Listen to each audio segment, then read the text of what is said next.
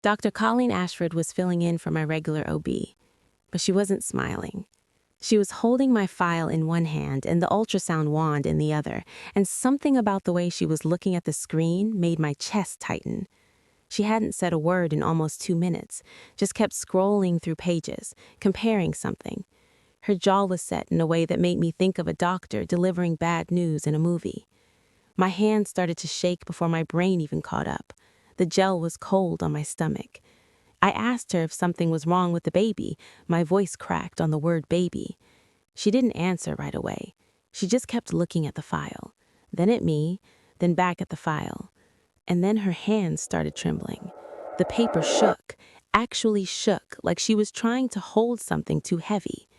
She set the file down on the counter, very carefully, like it might explode. Then she turned to face me. Her face had gone pale. Not just pale, ash gray, like she'd seen something she couldn't unsee. I sat up so fast, the paper on the exam table ripped under me. I asked her again, louder this time, "Is the baby okay? Is something wrong?" She took a breath, a long one, the kind you take before you say something that's going to change someone's life. And then she said it. "Mrs. Stacy, you need to get away from your husband, now." I didn't understand. I thought I'd misheard her. I asked her if there was something wrong with the pregnancy. I asked her why she was talking about Paul.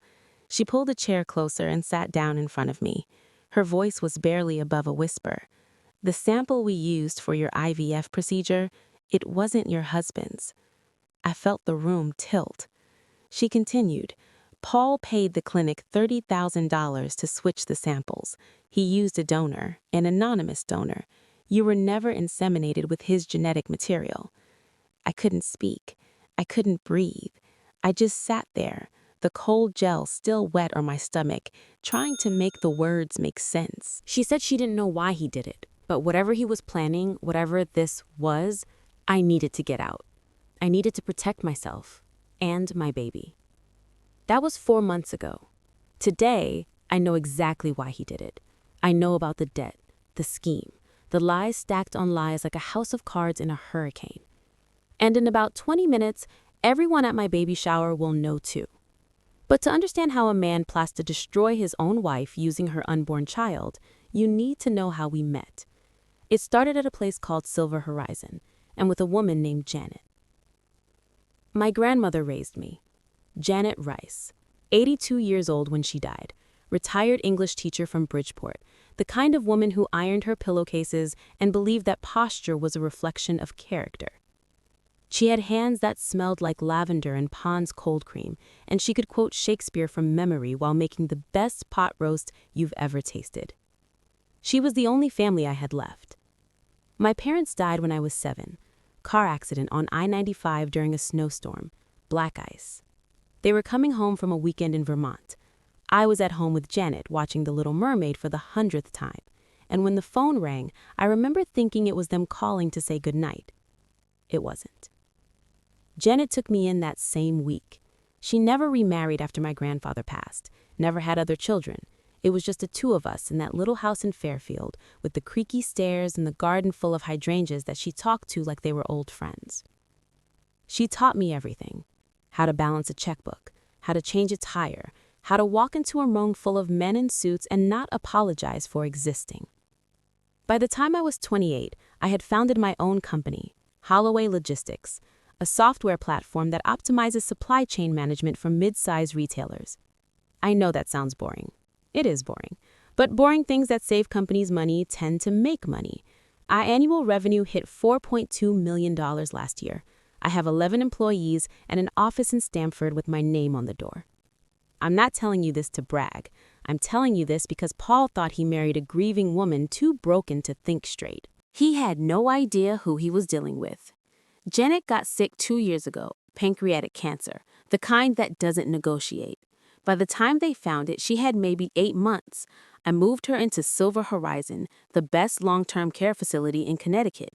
Private rooms, round-the-clock nursing, a garden with a fountain that she could see from her window. It cost $14,000 a month. I didn't care. I would have paid anything. That's where I met Paul. Paul Stacy, Director of Operations at Silver Horizon, 35 years old, tall, dark hair with a little gray at the temples that made him look distinguished. He had this way of looking at you like you were the only person in the room, like whatever you were saying was the most important thing he'd heard all day. He started showing up at Janet's room, bringing her flowers, sitting with her when I couldn't be there. She adored him. She called him a gentleman. She said he reminded her of my grandfather. One afternoon, about 3 months before she died, Janet grabbed my hand and told me I should give him a chance, that I worked too hard, that I deserved someone who would take care of me for once. I thought it was fate, a kind man appearing in my life at the worst possible moment, holding me together when I was falling apart. It wasn't fate. It was arithmetic. See, what I didn't know then was that Paul had access to every patient file at Silver Horizon, medical records, emergency contacts, and financial profiles. Before he ever introduced himself to my grandmother, he already knew her net worth, $3.4 million, mostly in index funds and municipal bonds, conservative investments made over 50 years of careful saving, and he knew the name of her sole beneficiary, me. He knew exactly how much I was worth before he said his first hello.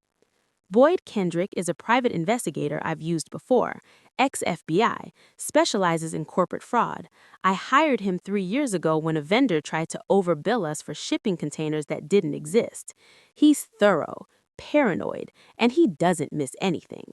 When I called him after that day at the clinic, he pulled Paul's digital footprint from Silver Horizon's internal systems. He found the access logs. Paul had opened Janet's financial summary 7 times in the month before we met.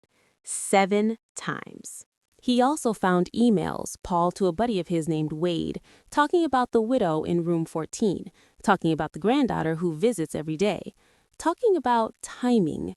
The exact phrase he used was, "She's not going to last much longer. I need to move fast." He was talking about my grandmother, the woman who taught me how to read. But here's what Paul didn't account for, what none of the men who underestimate me ever account for. I don't sign anything I haven't read. When Paul proposed 9 months after Janet's death, I was still in the fog of grief. I said yes because I was tired of being alone, because the house felt empty, because I thought he loved me. But when his lawyer sent over the prenup, I read every line, twice. And then I added a clause, complete separation of assets. Anything I owned before the marriage, anything I inherited, anything my company earned stayed mine. He had no claim, no access, no signature authority. His lawyer pushed back. Paul pushed back. He said it felt cold, transactional. I told him that if he loved me, it wouldn't matter, that the money was just paper, that we were building a life together, not a merger. He smiled and signed. He thought he could work around it later, change my mind, wear me down. He thought wrong. Before I continue, tell me in the comments which city you're watching from. Please make sure to subscribe, and don't forget to rate my story from 0 to 10 at the end. Now let's continue. The first 6 months of marriage were fine. Not great. Fine. Paul was attentive, charming. He remembered my coffee order and rubbed my shoulders after long days. He asked about my work like he actually cared. But there were cracks. Small ones. The kind you tell yourself aren't there because you don't want to see them. He never wanted to talk about his own finances. Whenever I asked about Silver Horizon, about his salary, about his investments, he changed the subject. He said he didn't want money to be a thing between us, that he'd grown up poor and it made him uncomfortable. I believed him. I also noticed he spent more than he made. The watches, the suits, the weekend trips to Manhattan for dinners at places with no prices on the menu. He said it was all on credit, that he'd pay it off eventually, that she only lived once. I should have asked more questions, but I was still grieving, still trying to figure out how to exist in a world without Janet. And Paul was good at making me feel guilty for doubting him. The baby conversation started 2 weeks after the funeral. Janet had been gone for exactly 14 days. I was sitting in her empty house, surrounded by boxes of her things, trying to decide what to keep and what to donate. The lavender smell was already fading. I remember crying into one of her sweaters, the one she wore every Sunday to church, and feeling like I was drowning. Paul found me there. He sat down next to me and held me for a long time. And then he said something that seemed so kind at the time. He said the house felt empty, that maybe what we needed was new life, a baby, something to look forward to, a reason to fill these rooms with laughter again. I told him I wasn't ready, that I needed time. He said he understood, and then he brought it up again the next day, and the day after that, and every day for the next 2 weeks. He said he was getting older, that he didn't want to be an old dad, that his parents were asking about grandchildren, that he'd always dreamed of being a father. I was so tired, so empty, and part of me thought maybe he was right. Maybe a baby would help. Maybe it would give me something to hold on to. So I agreed.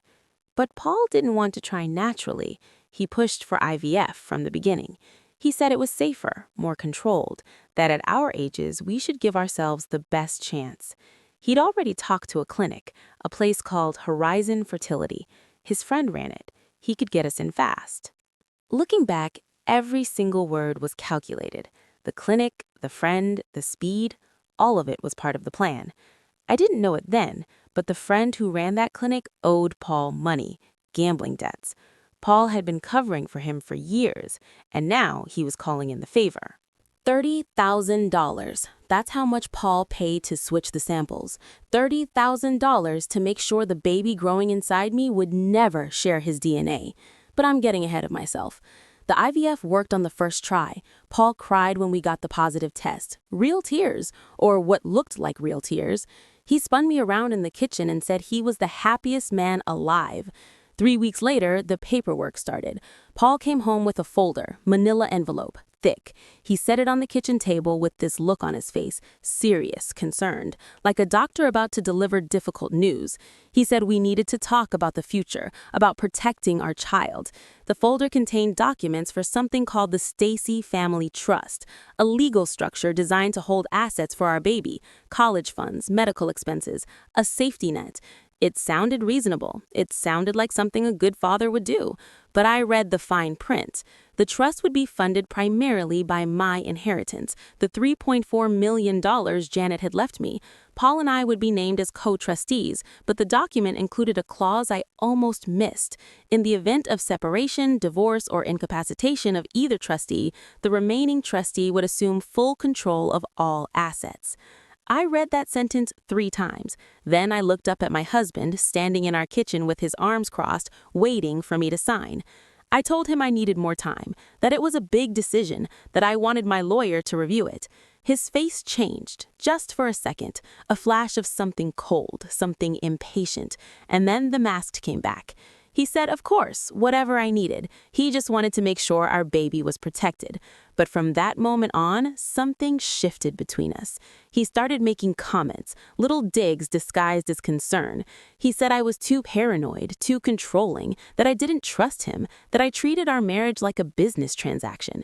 One night, about a month after the paperwork incident, we had dinner at his parents' house in Hartford. His mother, Lorraine, is the kind of woman who smiles with her mouth but not her eyes, pearls and cashmere, and opinions about everything. His father, Glenn Sr., barely speaks, just sits there nodding along to whatever Lorraine says, nursing the same glass of bourbon all night. We were halfway through the main course when Lorraine asked about the trust. She said Paul had mentioned it, that she thought it was a wonderful idea, that it showed real maturity to plan for a child's future before it was even born. Then she looked directly at me and asked why I hadn't signed yet. The whole table went quiet. Paul was staring at his plate, Glenn Sr. was studying his bourbon, and Lorraine was waiting, her fork suspended in the air, her eyebrows raised just slightly, like she already knew the answer and was just testing me. I said I wanted to consult with my attorney first, that it was standard practice for any significant financial decision. Lorraine smiled, that tight, lipless smile that means she thinks you're being difficult. She said she supposed some women needed that kind of reassurance, that she'd always trusted Glenn to handle their finances, that marriage was about partnership, not suspicion. I felt my face get hot. I wanted to say something sharp, something that would wipe that smug look off her face. But I was 8 weeks pregnant and exhausted, and Paul was already shooting me a look that said, don't make a scene. So I just nodded and changed the subject. On the drive home, Paul didn't say a word for the first 20 minutes. He just stared at the road, his jaw tight, his knuckles white on the steering wheel. Then he finally spoke. He said I'd embarrassed him, that his mother was just trying to help, that I'd made him look bad in front of his family.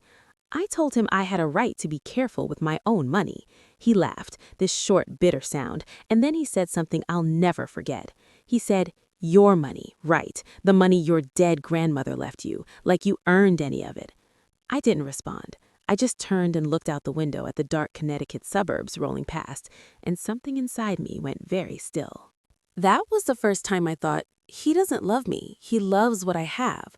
But I pushed it down, told myself I was being paranoid, hormones, grief, stress. The following weeks brought more of the same, small cuts that added up to something larger. There was the night he forgot to pick me up from my 12-week checkup. I waited in the parking lot for 45 minutes, calling his phone over and over. When he finally answered, he sounded annoyed. He said he'd been in a meeting, that I should have taken an Uber, that I was being dramatic. I was standing alone in a medical parking lot, pregnant with his child, and he called me dramatic. There was the dinner party at a colleague's house in Westport. Beautiful home, views of the Sound, the kind of place where people discuss summer houses and private schools and investment portfolios. Paul introduced me to everyone as his wife, just his wife. No name, no context. When someone asked what I did, he jumped in before I could answer. He said I was taking some time off, that I used to run a little business, but was focusing on family now. A little business? 4.2 million in annual revenue, 11 employees, 3 industry awards. A little business? I corrected him quietly, said I was still the CEO of Holloway Logistics, that we were actually in the middle of expanding into the Midwest market. The room got uncomfortable. People looked at Paul. Paul looked at me like I'd slapped him. Later, in the car, he told me I didn't need to show off, that nobody cared about my work, that I made people uncomfortable when I talked about business at social events. I asked him why he'd lied about what I did. He said he hadn't lied, he'd simplified, because not everyone needed to know our whole life story. Then there was the credit card incident. Paul had added me to one of his cards early in our relationship. A gesture, he said, in case I ever needed anything. I never used it, never thought about it. Until I got a call from American Express. The card was maxed out, $47,000. Charges I'd never made, restaurants I'd never been to, a jewelry store in Manhattan, a hotel in Atlantic City. I called Paul, asked him what was going on. He got defensive immediately, said it was none of my business, that the card was in his name, that I shouldn't have answered when the bank called. I told him I was legally on the account, that his debt was now partially my debt. He hung up on me.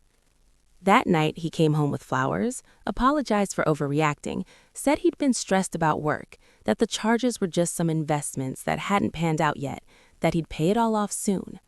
I asked him what kind of investments required a hotel room in Atlantic City. His jaw tightened. He set the flowers down on the counter very carefully and looked at me with something cold in his eyes. He said I didn't trust him, that I never had, that I was just like his mother always said, controlling, suspicious, impossible to please. I didn't say anything. I just watched him walk upstairs, heard the bedroom door close, and stood alone in the kitchen wondering how I'd ended up here. That was the night I started sleeping with one eye open. But I still didn't see the whole picture, still didn't understand how deep the lies went. 3 weeks later, I was lying on an exam table with cold gel on my stomach, watching a doctor's hands shake. The days after the clinic were the longest of my life. I drove home in a daze. I don't even remember the route I took. 1 minute I was in the parking lot gripping the steering wheel so hard my knuckles ached. The next, I was pulling into our driveway, the engine still running, staring at the house like I'd never seen it before. Paul's car wasn't there. He was at work, Silver Horizon, the place where he first calculated my worth. I sat in the car for almost an hour, just thinking, running through every conversation, every look, every moment from the past 2 years, looking for the signs I'd missed. The way he'd appeared at Janet's bedside like magic, the flowers, the attention, the carefully timed concern, the push for IVF specifically, the clinic his friend ran, the speed of it all, the paperwork, the trust, the clause about control in case of divorce. And then it clicked. Paul was sterile, or he'd had a vasectomy. Either way, he knew he couldn't get me pregnant naturally, so he'd arranged for a donor, a stranger, Someone whose DNA would be in my child but not his. Why? Because of the prenup. I'd protected myself too well. He couldn't touch my money through marriage, but a child changed everything. If the baby was born and Paul demanded a paternity test, he'd discover he wasn't the father. He'd accuse me of infidelity, an affair I never had, with a man who didn't exist. Our prenup had a fidelity clause. If either party was proven to have committed adultery, they'd owe the other $500,000 in damages. Plus, they'd forfeit any claim to jointly held assets. Paul wasn't trying to have a baby with me. He was trying to frame me for cheating. He'd take the $500,000 from the fidelity clause. He'd claim I was unstable, unfaithful, unfit to manage my own finances. He'd use the trust documents I hadn't signed as evidence of my unwillingness to provide for our child. And then he'd petition for custody, not because he wanted to be a father, because the trust, once established for the baby, would need a trustee. And if I was discredited, disgraced, accused of betraying my own husband with another man, who would the courts give control to? The grieving father, the victim, the man who'd been so cruelly deceived. Paul had been planning this for years, maybe since the first time he pulled up Janet's financial records, maybe even before that, and I'd almost walked right into it. That was the moment the grief lifted, not completely, not forever, but enough. Because grief is heavy. It makes you slow. It makes you vulnerable. And I had been drowning in it for so long that I'd stopped paying attention. But now I was awake. And I was angry. I waited until Paul came home that night. I smiled. I kissed his cheek. I told him about my day, made up some story about lunch with a friend and a trip to Bye Bye Baby to look at cribs. He was relaxed, happy even. He rubbed my feet while we watched TV and told me I was glowing. I thanked him. Told him I felt good, that I was excited about the baby shower we were planning. He had no idea that I'd already made a phone call. Boyd Kendrick answered on the second ring. He didn't ask questions, just said he'd start digging. What happened next would change everything. Boyd works fast. Within 72 hours, he had a preliminary report. We met at a coffee shop in Norwalk, far enough from Stamford and Hartford that we wouldn't run into anyone who knew either of us. He slid a folder across the table, plain manila envelope, just like the one Paul had brought home with the trust documents, but the contents were very different. First, the vasectomy. Paul had the procedure 5 years ago in a clinic in New Haven, paid cash, used a slightly different spelling of his name. Boyd found it through insurance cross-references and a contact at the clinic who owed him a favor. Paul Stacy had known he couldn't father children for half a decade, long before he ever met my grandmother, long before he met me. Second, the debt. This was the part that made my stomach turn. Paul owed $312,000 to a man named Dominic Ferraro. On paper, Ferraro was an investment consultant based in Bridgeport, private equity, wealth management, very exclusive clientele. In reality, he was a loan shark, the kind who wears nice suits and speaks softly and has friends who are significantly less polite. Paul's debt had started small, $20,000 maybe, 5 years ago, gambling. Online poker mostly, but also some bad bets on football games and a disastrous weekend in Atlantic City. He'd borrowed from Ferraro to cover his losses and promised to pay it back with interest. He never did. The debt had ballooned, interest compounding, payments missed, extensions granted, and then expired. By the time Paul met me, he was in a hole so deep he couldn't see daylight. Ferraro had given him one last deadline, 6 months. Pay in full or face consequences. That deadline was 3 weeks away.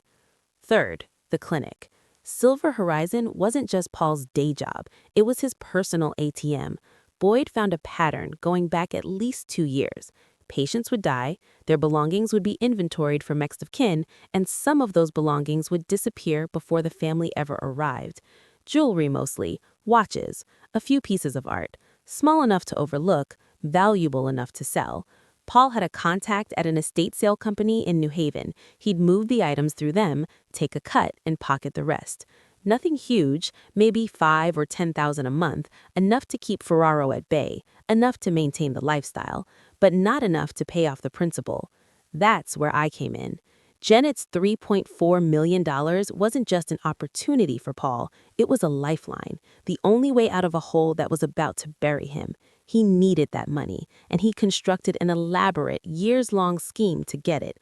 Marry the grieving granddaughter, comfort her through the death, push for a baby to create a legal claim, frame her for infidelity to destroy her credibility, take control of the trust, pay off Ferraro, walk away clean. It was elegant in a sick way. Every piece fit, every contingency planned, except one, Dr. Colleen Ashford. Boyd dug into her, too. She wasn't part of Paul's network. She was a last-minute substitute filling in for my regular OB who was on maternity leave, and she was the sister-in-law of a nurse at Horizon Fertility who had been feeling guilty for months about what she'd helped facilitate. The nurse had told Colleen, and Colleen had decided to tell me. One domino out of place, one act of conscience, and the whole structure started to wobble. I asked Boyd what my options were. He didn't sugarcoat it. Going to the police now would be messy. Paul would deny everything, claim the vasectomy records were wrong, the clinic made a mistake, I was hysterical and paranoid. Ferraro would disappear into the woodwork the moment he heard cops were sniffing around, and I'd be left looking exactly the way Paul wanted me to look. Unstable, vindictive, crazy. Boyd said I needed more evidence, more witnesses, and ideally, I needed Paul to incriminate himself in front of people who mattered. I asked him if he knew anyone at the FBI. He smiled for the first time since we'd sat down. He said he might know a guy. Special Agent Daryl Phelps had been investigating Dominic Ferraro for 2 years, wire fraud, extortion, money laundering. But Ferraro was careful. He kept his hands clean.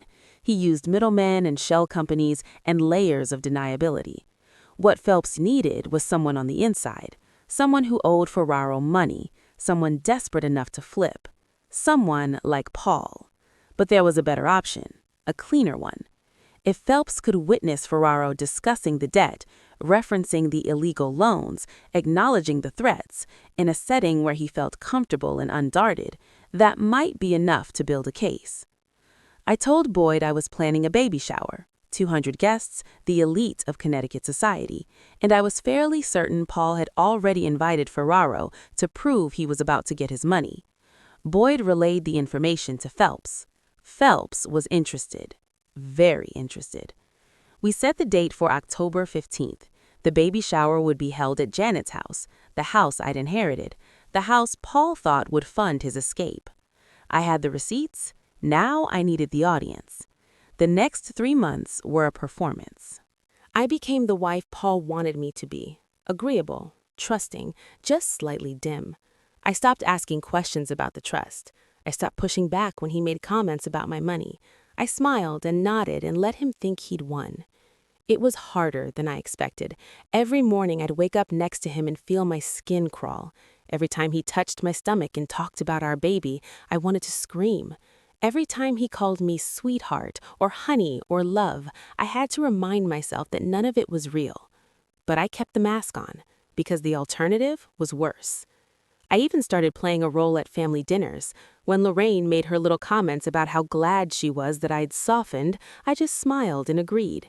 When she suggested that Paul should have more involvement in managing my portfolio, I said I'd think about it. When she asked if I'd chosen a godmother yet, and heavily implied it should be Paul's sister, I said that was a wonderful idea. Paul was thriving. He interpreted my compliance as victory. He started coming home earlier, bringing flowers, making plans for the nursery. One night, he spent 2 hours showing me real estate listings in Greenwich. Bigger houses, more land, the kind of places that cost $4 or $5 million. He said we should think about upgrading, that once the trust was set up, we'd have plenty of liquidity, that he'd already talked to a mortgage broker who could get us pre-approved. I asked him why we'd need a mortgage if we were using my inheritance. He paused, just for a second. Then he smiled and said it was about diversification, not putting all our eggs in one basket. Smart financial planning.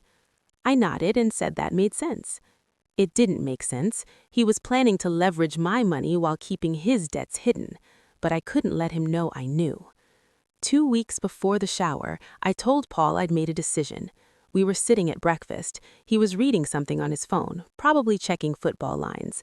I set my coffee down and said I'd been thinking about the trust. He looked up, alert, careful, trying not to seem too eager. I said I was ready to sign. That I talked to my attorney and made some modifications, but the core structure was the same. That I wanted to do it after the baby shower when things calmed down, a fresh start for our family. His whole body relaxed. I watched the tension drain out of his shoulders, saw his jaw unclench, noticed the way his fingers stopped tapping against the table. He said that was wonderful news, that he knew I'd come around, that he was so proud of me for putting our baby first. I smiled and said I just wanted our family to be protected. He reached across the table and squeezed my hand. His palm was warm, his eyes were soft, and for a moment, just a moment, I could see why I'd fallen for him in the first place. Then I remembered the vasectomy records, the gambling debts, the stolen jewelry from dying patients, and the moment passed. The baby shower invitations went out the following week. 200 names, business associates, society friends, his family, my few remaining connections, and, tucked somewhere near the bottom of the list, Dominic Ferraro. Paul was thrilled when Ferraro RSVP'd yes. He told me he was a business contact, an investor interested in expanding Silver Horizon. He said it would be good to have him there, to show him what kind of family man Paul was becoming. I nodded and said that sounded lovely. What Paul didn't know was that I'd personally called Ferraro's office the day before the invitations went out. His assistant answered. I said I was Paul Stacey's wife and wanted to make sure Mr. Ferraro received his invitation personally. She put me on hold for almost 3 minutes. When she came back, her voice was different, careful. She said Mr. Ferraro would be delighted to attend. I'll bet he would. The catering company I hired came highly recommended, 15 staff members for the event, bartenders, servers, kitchen support. Among them, working the main bar, would be a man named Daryl, average height, forgettable face, quick hands, and good ears. Special Agent Daryl Phelps had done undercover work before. This would be one of his easier assignments. The week before the shower, Paul's mood shifted. He became almost giddy. Affectionate in a way he hadn't been in months. He bought me flowers, he drew me baths, he talked about the future like it was already here. One night we were lying in bed and he put his hand on my stomach, feeling the baby kick. He said he couldn't wait to be a father, that he was going to do everything right, that this child would never want for anything. I asked him what he meant. He said he just wanted to give our baby the life he never had, security, stability, the knowledge that no matter what happened, they'd be taken care of. His voice was so sincere, his eyes were so warm, and I realized, lying there in the dark, that Paul probably believed what he was saying. In his mind, he wasn't a villain. He was a man doing what he had to do to survive. The debt wasn't his fault. The scheme wasn't cruel, it was clever. And I wasn't a victim. I was a mark who'd been too stupid to protect herself. That's the thing about people like Paul. They don't see the damage they cause, they just see the game. But this game was about to end. The morning of October 15th, I woke up early. Paul was still asleep, snoring softly, one arm thrown across my empty pillow. I stood in the doorway for a long moment, watching him breathe. He thought he was weeks away from $3 million. He was actually hours away from losing everything. Janet's house had never looked so beautiful. White and pink flowers everywhere, silk ribbons on every doorknob, a string quartet playing softly in the corner of the living room, champagne towers catching the October sunlight that streamed through the bay windows. The guests started arriving around 2 o'clock. Paul was in his element, shaking hands, kissing cheeks, playing the role of the proud, expectant father with the ease of a man who'd been rehearsing his whole life. His mother, Lorraine, arrived early. She was wearing a cream-colored dress that probably cost more than most people's rent.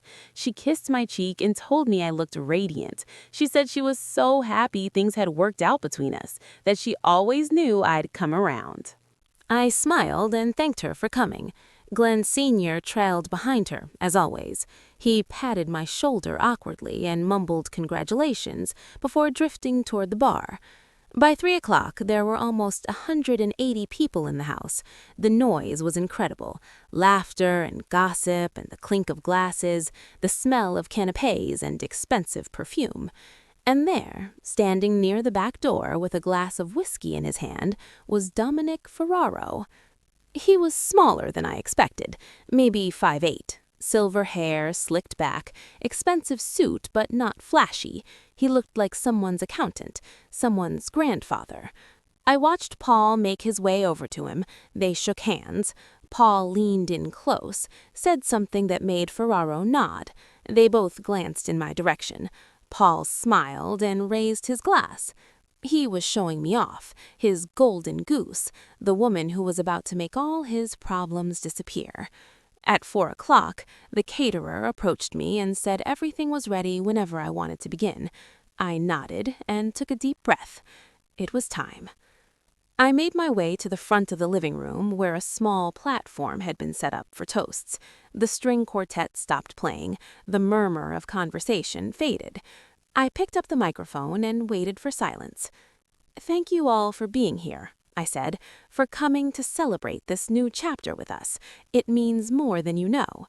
Paul was beaming from his spot near the fireplace. Lorraine was dabbing at her eyes with a handkerchief. Even Glenn Sr. looked vaguely interested. I told them I wanted to share a story, the story of how this baby came to be. Paul's smile flickered, just for a moment. Then it came back. He probably thought I was going to give some sappy speech about love conquering all. I told them it started at a place called Silver Horizon, where my grandmother spent her final months, where a kind young man named Paul took such good care of her. Approving murmurs from the crowd. Paul put his hand on his heart, performing humility. I told them Paul had been so attentive, so thoughtful, visiting Janet every day, bringing her flowers, learning her stories. I paused. "What I didn't know then," I said, "is that Paul had already looked up her financial records. He knew she was worth $3.4 million. He knew I was her only heir, and he knew she was dying." The room went very quiet. Paul's smile was frozen in place, like his face had forgotten how to move. I continued. I told them about the prenup, how I'd insisted on separation of assets, how Paul couldn't touch a penny of my inheritance without my consent. So he came up with the plan, I said. A very clever plan. I gestured to someone near the back. Boyd Kendrick stepped forward with a laptop and connected it to the projector screen I'd had installed that morning. The first image appeared. It was a medical document, a surgical record from a clinic in New Haven, dated 5 years ago. Patient, Paul R. Stacy. Procedure, vasectomy. The gasp from the crowd was audible.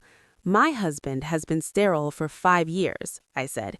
He's known since before he met my grandmother, since before he met me." Paul took a step forward. His face was pale. His mouth was opening and closing, but no sound was coming out. "So how am I pregnant?" I asked. "Good question." The next image appeared. A receipt from Horizon Fertility Clinic, $30,000 for, quote, specialized sample procurement, unquote. My husband paid $30,000 to have me inseminated with a stranger's sperm, I said, without my knowledge, without my consent. The whispers were spreading now, people turning to each other, phones coming out. Lorraine was staring at the screen like she'd been slapped. Glenn Sr. had set down his bourbon and was gripping the mantle of the fireplace. And somewhere near the back door, Dominic Ferraro was watching with an expression I couldn't quite read. I told them about the trust, the document Paul had tried to get me to sign, the clause that would give him full control of my inheritance if I was deemed unstable or unfaithful. His plan was simple, I said. Wait for the baby to be born, demand a paternity test, discover that he wasn't the father, accuse me of cheating, trigger the infidelity clause in our prenup, and take $500,000. I let that sink in.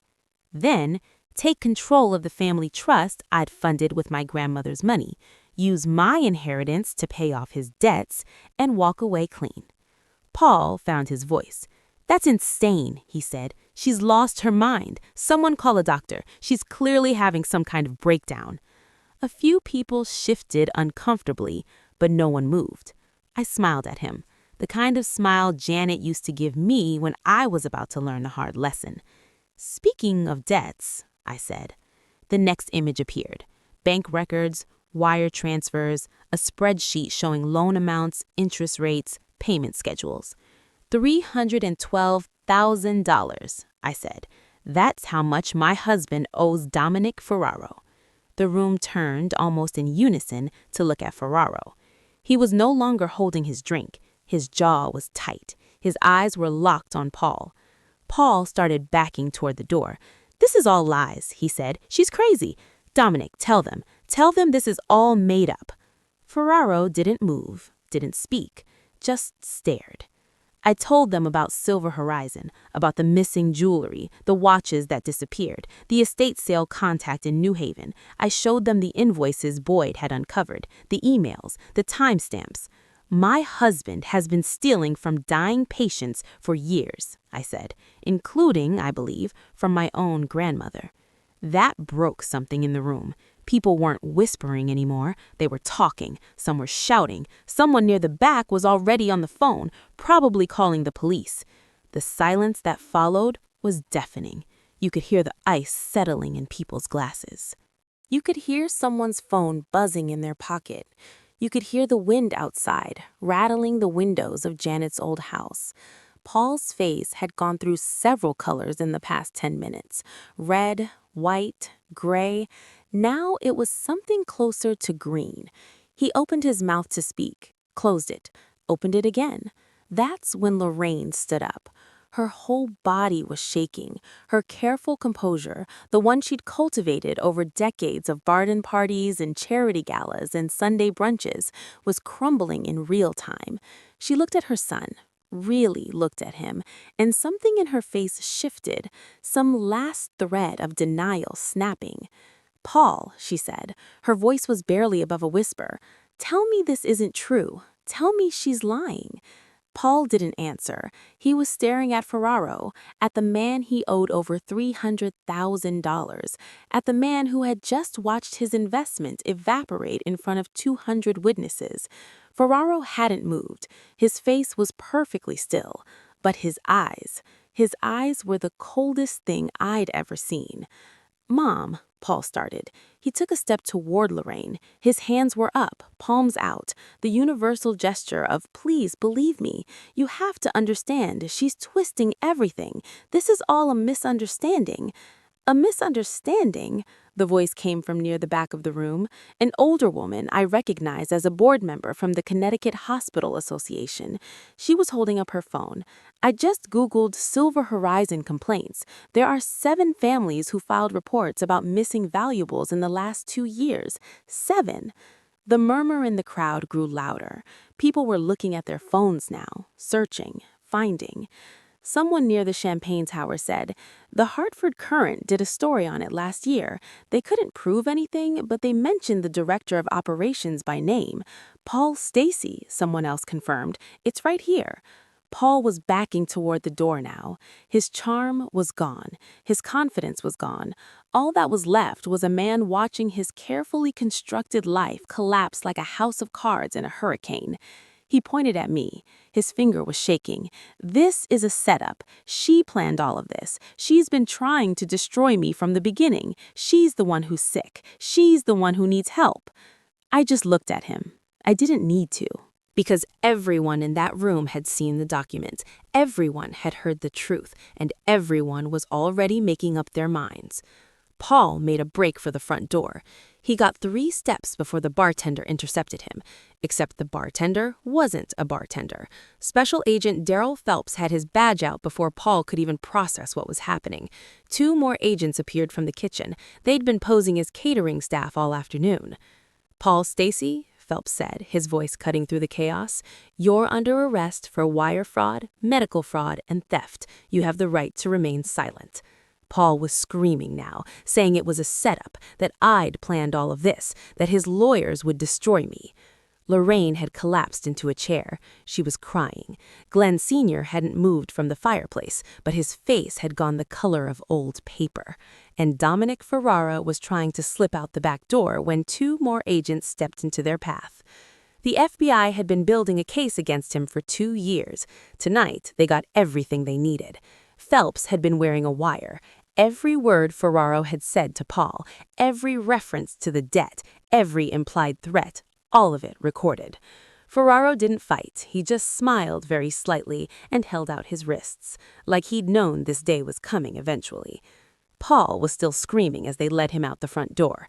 The neighbors had gathered on the sidewalk. Someone was taking video on their phone. The society pages would have plenty of material tomorrow. But I wasn't watching Paul anymore. I was standing in my grandmother's living room, surrounded by the wreckage of my marriage, with 200 witnesses and one hand on my stomach. The baby kicked, strong, insistent, like she was saying, "Good job, Mom, we did it." I allowed myself to breathe, really breathe, for the first time in months. One of the FBI agents approached me, a woman with short gray hair and kind eyes. She asked if I was okay, if I needed anything. I told her I was fine, that I just needed a minute. She nodded and gave me space. I walked to the window and looked out at Janet's garden. The hydrangeas were dying back for winter, but they'd bloom again in spring. They always did.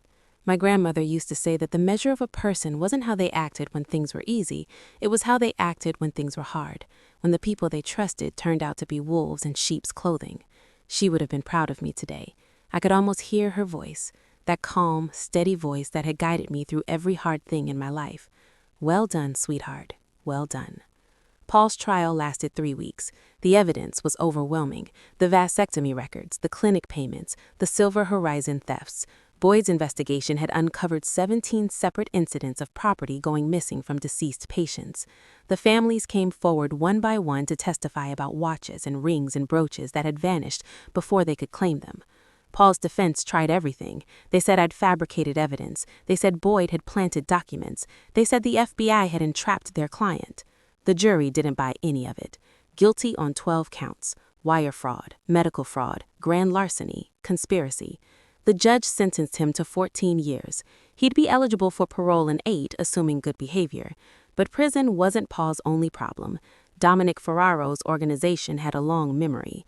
Even with Ferraro himself behind bars, awaiting trial on his own charges, there were still people who wanted their money back, and Paul made a lot of promises he couldn't keep. He requested protective custody on his 3rd day inside. I heard it took them 4 days to approve the transfer. I try not to think about what happened those 4 days. Lorraine Stacy sold the Hartford house within a month. She moved to Sarasota. I heard she doesn't talk about Paul anymore, doesn't acknowledge she has a son. Glenn Sr. died of a heart attack 6 weeks after the trial. Some people said it was the stress, the shame. I didn't go to the funeral. As for me, I gave birth on December 23rd. A girl, 7 pounds 4 ounces, dark hair like mine, strong lungs. She screamed for 20 minutes straight before finally settling against my chest. I named her Janet. My attorney finalized the divorce while I was still in the hospital. Paul signed the papers from his cell. He didn't contest anything. Couldn't, really. Between the criminal conviction and the evidence of fraud, he had no leverage left. The prenup held. He got nothing. I sold Janet's house the following spring. Too many memories, good ones and bad ones, all tangled together. I bought a smaller place in Madison, near the shore. Janet II and I spend our mornings watching the waves from the back porch. Holloway Logistics was acquired by a larger firm 6 months ago, $12 million. I kept a small advisory role, but mostly I'm retired now, at 31. I started a foundation in my grandmother's name, the Janet Rice Trust for Financial Abuse Survivors. We help women recognize the signs I missed.